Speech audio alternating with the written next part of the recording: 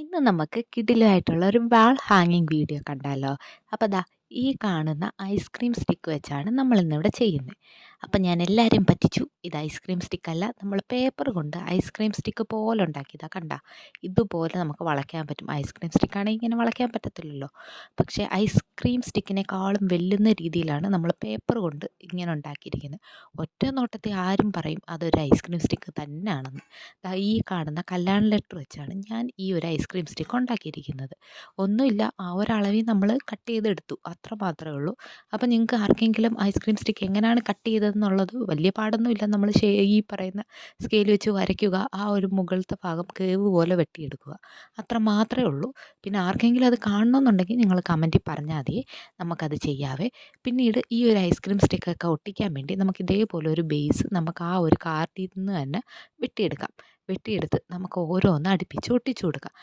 ഞങ്ങൾ ഓരോ ഗ്ലൂ കൂടെ ഫിക്സ് ചെയ്ത് കൊടുക്കുമ്പോൾ നല്ലപോലെ ഇരിക്കുവേ. ആ ഒരു ബേസിനകത്ത് നമുക്ക് ഗ്ലൂ കൊടുക്കാവേ. അപ്പം ഞാൻ യൂസ് ചെയ്യുന്ന ഗ്ലൂ ആണ് ഞാൻ കാണിച്ചത്. നമ്മുടെ ഫെവിക്കോളിൻ്റെ തന്നെ ഒരു പാക്കറ്റിൽ കിട്ടുന്ന ഗ്ലൂ ആണ്. അതാണ് ഞാൻ ഈ ഒരു ബോട്ടിലിൽ ഞാൻ എടുത്ത് വെച്ചേക്കുന്നത്. നമുക്ക് വില കുറവാണ്. ഒരു പാക്കറ്റിന് 15 രൂപയോ 30 രൂപയോ എങ്ങാണ്ടേ ഉള്ളൂ. പക്ഷേ അത്യാവശ്യം നല്ല ക്വാണ്ടിറ്റിയും ക്വാളിറ്റിയും എല്ലാം നല്ലതാണ്. നല്ല രീതിയിൽ നമ്മുടെ ആക്ച്വൽ ഫെവിക്കോളിനേക്കാളും നല്ല രീതിയിൽ ഒട്ടുകയും ചെയ്യും, വിലയും കുറവാണ്. ഇതേപോലെ നമുക്ക് ഒട്ടിച്ചെടുക്കാം. അപ്പോൾ ഏതാണ്ട് ഒരു 7 പീസാണ് ഞാൻ ബേസായിട്ട് കൊടുത്തേക്കുന്നത്. അതിൻ്റെ മുകളിലൊന്ന് കൊടുത്തു, പിന്നെ ആ ഒരു കൂര പോലത്തെ സംഭവത്തിൽ 2 എണ്ണം കൊടുത്തു. പിന്നീട് നമുക്കൊരു പിങ്കും ഒരു ചന്ദന കളറും കൂടെ മിക്സ് ചെയ്യുമ്പോൾ നമുക്ക് ഈ ഒരു ഷെയ്ഡ് കിട്ടും. നല്ല സൂപ്പർ ഷെയ്ഡാണ്. അപ്പം അത് നമുക്ക് ഇതേപോലെ അടിച്ചു കൊടുക്കാം. കംപ്ലീറ്റ് ആയിട്ട് അടിച്ചു കൊടുത്തു. പിന്നീട് ഒന്നെങ്കിൽ ക്ലേ എടുക്കാം, ക്ലേ ഉള്ളവർക്ക് ക്ലേ എടുക്കാം. അതല്ല കൊച്ചു കൊച്ചു കല്ലുകളുണ്ടെങ്കിൽ ഈ ഒരു ഷേപ്പിലെ കല്ലോ നിങ്ങളുടെ കയ്യിൽ ഏതാണോ ഉള്ളത് അതൊക്കെ വെച്ച് ചെയ്യാവേ. ഞാനിപ്പോൾ എടുത്തേക്കുന്ന ക്ലേ ആണ്, അല്ലെങ്കിൽ എംസിയിലായാലും മതി.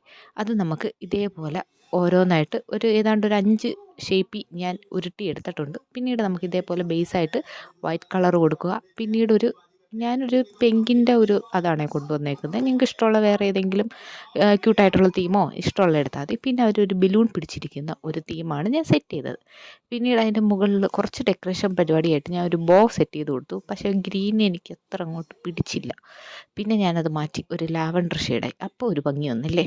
ഇത് നമുക്ക് ബാക്കിലൊരു ഡബിൾ ടേപ്പ് വെച്ച് കഴിഞ്ഞാൽ നമുക്ക് ഹാങ് ചെയ്തിടുകയോ ഒക്കെ ചെയ്യാം. എന്നാലല്ലേ നമ്മുടെ ഹാങ് ചെയ്യുന്ന സംഭവം ഇവിടെ സെറ്റാവും. അപ്പോൾ ഇഷ്ടപ്പെട്ട് കഴിഞ്ഞാൽ ലൈക്ക് ചെയ്യാനും സബ്സ്ക്രൈബ് ചെയ്യാനും കമൻറ്റ് ചെയ്യാനും മറക്കണ്ടേ.